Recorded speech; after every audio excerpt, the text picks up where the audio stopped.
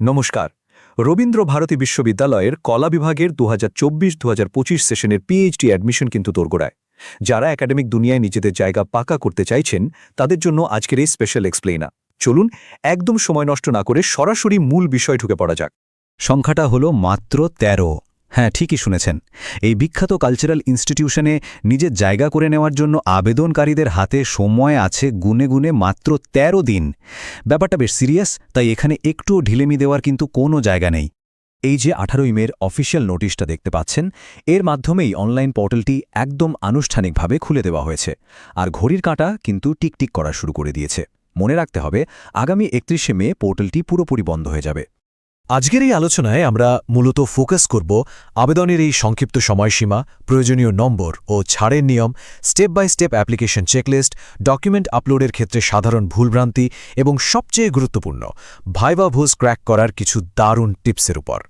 তো শুরু করা যাক আমাদের প্রথম পর্যায়ে, দি অ্যাপ্লিকেশন টাইম উইন্ডো, অর্থাৎ আবেদনের সময়সীমা দিয়ে। আগেই যেমন বললাম, হাতে আছে মাত্র ১৩ দিন। ১৮ই মে পোর্টাল খুলছে আর ৩১শে মে সেটা বন্ধ হচ্ছে। কিন্তু একজন স্মার্ট গবেষক হিসেবে কখনোই ওই লাস্ট ডেটের জন্য অপেক্ষা করাটা বুদ্ধিমানের কাজ হবে না। শেষ মুহূর্তে সার্ভার ক্র্যাশ করাটা তো একাডেমিক দুনিয়ার একটা অলিখিত নিয়ম, তাই না? সুতরাং ২৫শে মের মধ্যে পুরো অ্যাপ্লিকেশন প্রসেসটা কমপ্লিট করে ফেলাটাই হবে বেস্ট স্ট্র্যাটেজি। এবার আসা যাক দ্বিতীয় পর্যায়ে, মার্কস অ্যান্ড এক্সাম এক্সেমশনস। কাদের কত নম্বর লাগবে আর কারা কারা পরীক্ষা থেকে ছাড় পাবেন, চলুন দেখে নেওয়া যাক। ২০২২ সালের ইউজিসি রেগুলেশনস অনুযায়ী জেনারেল, ওবিসি এবং ইডব্লিউএস ক্যাটেগরির জন্য মাস্টার্স ডিগ্রিতে অন্তত ৫৫% নম্বর থাকাটা একদম মাস্ট। আর এসসি, এসটি বা পিডব্লিউডি ক্যান্ডিডেটদের জন্য থাকছে ৫% রিল্যাক্সেশন, অর্থাৎ তাদের ক্ষেত্রে মিনিমাল ৫০% নম্বর থাকলেই হবে। এখানে একটা বেশ ইন্টারেস্টিং ব্যাপার আছে। রবীন্দ্র ভারতীতে পিএইচডি করার ক্ষেত্রে কোনো আপার এজ লিমিট, মানে বয়সের কোনো ঊর্ধ্বসীমা নেই। তার মানে জাস্ট মাস্টার্স পাশ করা ফ্রেশার হন বা বহু বছরের অভিজ্ঞতা সম্পন্ন কোনো প্রফেশনাল, একাডেমিক ক্রাইটেরিয়া ম্যাচ করলে যে কেউ এই গবেষণার জগতে নির্দ্বিধায় পা রাখতে পারেন। এবার সেই বহু প্রতীক্ষিত গোল্ডেন টিকিটের কথায় আসি। যাদের ইউজিসি নেট বা জেআরএফ, সিএসআইআর নেট, স্লেট অথবা গেট ক্লিয়ার করা আছে, কিংবা যাদের এমফিল ডিগ্রি আছে, তারা কিন্তু সরাসরি ১০০ নম্বরের এই এন্ট্রান্স পরীক্ষা থেকে ছাড় পেয়ে যাবেন। এমনকি মাস্টার্সে যদি ৭৫% বা তার বেশি নম্বর থাকে, তাহলেও সরাসরি ইন্টারভিউ টেবিলে বসার সুযোগ মিলবে। এটা সত্যি একটা বিশাল বড় অ্যাডভান্টেজ। এলিজিবিলিটি তো জানা হলো, এবার আমাদের তৃতীয় পর্যায়, ফর্ম ফিল আপে স্টেপ বাই স্টেপ চেকলিস্টে নজর দেয়া যাক। পুরো প্রসেসটাই হবে অনলাইনে। প্রথমে পোর্টালে গিয়ে আইডি আর পাসওয়ার্ড ক্রিয়েট করে রেজিস্ট্রেশন করতে হবে। এরপর পার্সোনাল আর একাডেমিক ডিটেলস একদম নিখুঁতভাবে ফিল আপ করতে হবে।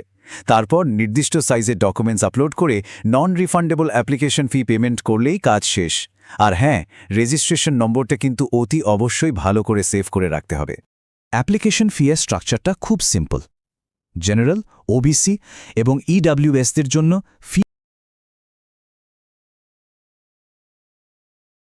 পুরোটাই ডেবিট কার্ড, ক্রেডিট কার্ড বা ইউপিআই এর মতো সাধারণ অনলাইন মেথডে পেমেন্ট করা যাবে।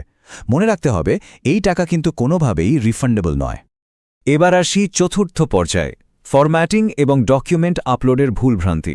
একজন প্রফেসরের দৃষ্টিভঙ্গি থেকে বলছি, এই জায়গাটাতে একটু বিশেষ মনোযোগ দেওয়া প্রয়োজন। অনেক ব্রিলিয়ান্ট স্টুডেন্টের অ্যাপ্লিকেশন রিজেক্ট হয়ে যায় স্রেফ একটা সাধারণ ছবির ভুলের জন্য।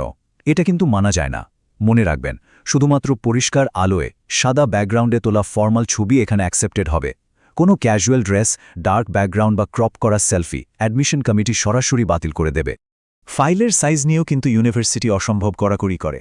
পাসপোর্ট সাইজ ছবি জেপিইজি ফরম্যাটে ২০ থেকে ৫০ কেবির মধ্যে, আর সিগনেচার ১০ থেকে ৩০ কেবির মধ্যে হতে হবে। মার্কশিট আর সার্টিফিকেটের পিডিএফ ফাইলগুলো কোনো মতেই ৫০০ কেবি ক্রস করা চলবে না।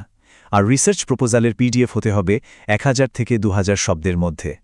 এই নিয়মগুলো একটু এদিক ওদিক হলেই সিস্টেম ফাইল আপলোড নিতে চাইবে না। চলে এলাম আমাদের পঞ্চম এবং সবথেকে ভাইটাল পর্যায়ে, এসিং দ্য ভাইভা ভোসে। এটাই হলো চূড়ান্ত পরীক্ষা। ভাইভা বোর্ডে সফল হতে গেলে একটা কথা মাথায় গেঁথে নিতে হবে, যে টপিক নিয়ে এর আগে ১০০ জন কাজ করে ফেলেছে সেটা নিয়ে আবার ঘাটাঘাটি করে কোনো লাভ নেই। একটা জেনুইন রিসার্চ প্রপোজাল সেটাই, যেটা বহুল চর্চিত বিষয়গুলোকে এড়িয়ে গবেষণার একটা নতুন গ্যাপ বা ফাঁকা জায়গা খুঁজে বের করে। অরিজিনালিটিই হলো এখানে আসল চাবিকাঠি। যেমন ধরুন, বাংলা সাহিত্যের একটি মূল্যায়ন, এরকম একটা ভাষা টাইটেল দেখলে ইন্টারভিউ প্যানেল শুরুতেই ইন্টারেস্ট হারিয়ে ফেলবে। কিন্তু এর বদলে যদি বলা হয় দেশভাগ পরবর্তী বাংলা কথাসাহিত্যে স্থানান্তরের আখ্যান ১৯৪৭ থেকে ১৯৭১, খেয়াল করুন এটা কতটা স্পেসিফিক। এরকম একটা নিখুঁত এবং একাডেমিক টাইটেল মুহূর্তের মধ্যে প্যানেল মেম্বারদের ইমপ্রেস করে দিতে পারে। আসলে এই প্রপোজাল যাচাই করার সময় ইউনিভার্সিটি মূলত 4টে জিনিস খোঁজে। প্রথমত, টপিকটা অরিজিনালিটি বা মৌলিকতা কতটা। দ্বিতীয়ত, ফিজিবিলিটি, মানে প্রজেক্টটা সত্যি 3 থেকে 5 বছরের মধ্যে শেষ করা পসিবল কিনা। তৃতীয়ত, রবীন্দ্রভারতীর যে নিজস্ব কালচারাল স্ট্রেংথ রয়েছে তার সাথে বিষয়টা মানানসই কিনা। এবং সবশেষে গবেষণার মেথোডোলজির বা পদ্ধতির স্বচ্ছতা। ইন্টারভিউয়ের এই কঠিন হার্ডল টপকাতে গেলে শুধু ওই ২০০০ শব্দের প্রপোজালটা মুখস্থ করে গেলেই হবে না। মাস্টার্স লেভেলের সাবজেক্ট নলেজ কতটা গভীর, রিসার্চ ম্যাথোডোলজির কনসেপ্ট কতটা ক্লিয়ার, আর সবচেয়ে বড় কথা, এই পিএইচডিটা কেন করতে চাওয়া হচ্ছে তার একটা সলিড জাস্টিফিকেশন কিন্তু প্যানেলের সামনে কনফিডেন্টলি তুলে ধরতে হবে।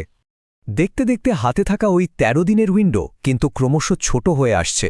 তাই যারা সত্যি এই একাডেমিক চ্যালেঞ্জটা নিতে চাইছেন তাদের নিজেদের কাছে একটা চূড়ান্ত প্রশ্ন করা দরকার। এই কঠিন যাত্রার জন্য তৈরি করা রিসার্চ প্রপোজাল এবং মানসিক প্রস্তুতি দুটোই কি রবীন্দ্রভারতী বিশ্ববিদ্যালয়ের মতো প্রতিষ্ঠানের জন্য ১০০% প্রস্তুত? সময় কিন্তু ফুরিয়ে আসছে। শ্রেষ্ঠত্ব প্রমাণের প্রস্তুতি নেওয়ার সময় এটাই।